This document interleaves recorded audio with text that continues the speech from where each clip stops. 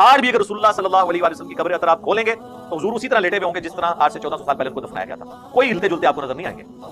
वो आखिरत की जिंदगी है। और अगर कोई एक्टिविटी भी परफॉर्म करेंगे, जिस तरह मुस्नद अबी याला में आता है कि अंबिया अपनी कब्रों में जिंदा है, नमाजें पढ़ते हैं, वो आपको नजर नहीं आएंगी।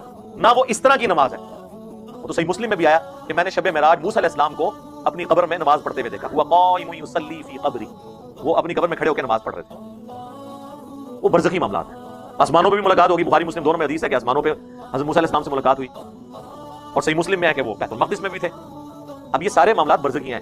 नेचुरल निज़ाम के हिसाब से तो ऐसा मुमकिन नहीं है कि कोई बॉडी 1400 साल तक कब्र में जैसी दफनाई थी वैसी की वैसी रह सकती है, क्योंकि कई बार देखने को मिला है कि किसी इंसान की नेचुरल डेथ समझकर उसे दफना दिया गया हो और बाद में लगा कि हो सकता है उसकी की हत्या हुई, कत्ल हुआ हो, तो उस डेड बॉडी को पोस्टमार्टम के लिए निकालने के कई वाक़े आए हैं जिनमें बॉडियाँ डिकम्पोज हो जाती है, किसी की 50%, किसी की 80%। और आपके नबी की बॉडी 1400 साल तक कब्र में वैसी की वैसी है जैसी दफनाई गई है, ऐसा मुमकिन तो नहीं है। आम तौर पे 1400 साल तो बहुत लंबा समय हो गया है। 14 महीने में बॉडी डिकम्पोज पूरी तरह से हो जाती है। लेकिन आपका अल्लाह ने अपने नबियों की बॉडी को संभाल के रखा है, तो इतनी क्या ज़रूरत थी संभालने की? क्या नबी की बॉडियों को फिर से मिट्टी से ज़िंदा करना इम्पॉसिबल है? और इम्पॉसिबल तो नहीं है, क्योंकि मिट्टी से पैदा किया, मिट्टी में मिला दिया, फिर मिट्टी से उठा लेगा, तो बॉडी को रखने की क्या ज़रूरत थी? कोई मौजिज़ा होता तो दुनिया के बाहर दिखाया जाता, ताकि हम देखते, हमें इबरत हासिल होती। कई चीज़ें वो लोहे महफूज पर रख ली जिसको हम देख नहीं सकते हैं, कई है जो मरने के बाद होती है उसे देख नहीं सकते हैं। तो मौजिज़ा करना होता तो वो तो लोगों के सामने दुनिया में किया जाना चाहिए। दीन इस्लाम के एतबार से देखें तो ये सब कुछ पॉसिबल है, क्योंकि कई बार कब्रिस्तान और मज़ारों पे जब लोगों ने अपने पीरों मुर्शिदों को सलाम किया तो उन्होंने जवाब भी दिया है। किसी के झगड़े का समझौता कराए, कब्र से निकले मुर्शिद, फिर उनका समझौता करा के कब्र में फिर चले गए।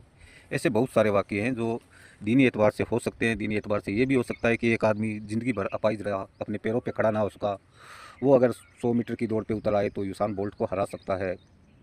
जिस बंदे के हाथ ज़िंदगी भर काम नहीं किए, अपने ऊपर बैठी मक्खी तक को नहीं उड़ा सकता, वो इंसान बैटिंग के लिए क्रिकेट मैदान पर आ जाए तो शोएब अख्तर, ब्रेट ली, जसप्रीत बुमराह इनकी बखियाँ उधेड़ सकता है। दीन के एतबार से ये सब पॉसिबल है।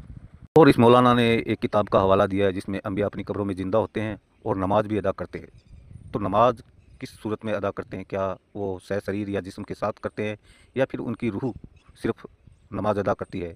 और आम तौर पे कब्र जो दफन के बाद में छत लगाकर ऊपर मिट्टी डाली जाती है, तो कब्र की गहराई सिर्फ 3.5 या 4 फुट रह जाती है और इंसान आम तौर पे 5.5-6 फुट का होता है। तो क्या कब्र आदमी के हाइट के हिसाब से बढ़ जाती है जब वो नमाज के लिए खड़ा होता है, या फिर कब्र के हिसाब से आपके नबियों की, वलियों की जो हाइट है वो घट जाती है, या फिर अल्लाह आपका यहाँ भी कोई मौजिज़ा करता है? एक बात अल्लाह के बारे में जो मैं अपनी कई शॉर्ट वीडियो में कह चुका हूँ कि अल्लाह नमाज के नाम, इबादत के नाम पर खुशामद का भूखा है। तो उनकी कंडीशन, कैसी कैसी कंडीशन में उनसे नमाज चाहता है, इबादत चाहता है कि वो भूखे हो, प्यासे हो, बीमार हो, घायल हो, चोटिल हो, हर हाल में उसकी नमाज होनी चाहिए, उसकी इबादत होनी चाहिए, हम्दो सना होनी चाहिए। अब और पता चला है कि आपका अल्लाह तो बहुत बड़ा खुशामदी है, उसे तो हर हाल में खुशामद चाहिए। और खुशामद की हद ये है कि ज़िंदा लोगों से तो उसे इबादत चाहिए, मुर्दों से भी कब्रों में इबादत कराता है, जो कि अल्लाह बेनियाज है। और इसे खुशामद की इतनी भूख है कि शायद किसी को किसी भी चीज़ की ना होगी। बरज़ख की ज़िंदगी शायद झूठ की ज़िंदगी, ख़याली पुलाव या अंधविश्वास होता होगा शायद, कि हम कैसी बातों पे यकीन करते हैं। ये हमारा अंधविश्वास देखो जो किसी मौजिज़ा से कम नहीं है। भाई आप जितना चाहो फेंक सकते हो, क्योंकि लपेटने वाले बहुत है। जो चाहो वो फेंक सकते हो ईमान के नाम पे, अल्लाह के नाम पर, कुरान के नाम पे, क्योंकि 90% मुसलमान तो रत्ती भर भी दिमाग इस्तेमाल नहीं करता। कम से कम 10% लोग उनको बेवकूफ़ बनाने में और अपना रोज़गार धंधा चलाने के लिए थोड़ा सा इस्तेमाल कर तो लेते हैं, क्योंकि मुसलमानों पे ये तोहमत होती है कि इस्लाम में अकल का दखल मना है।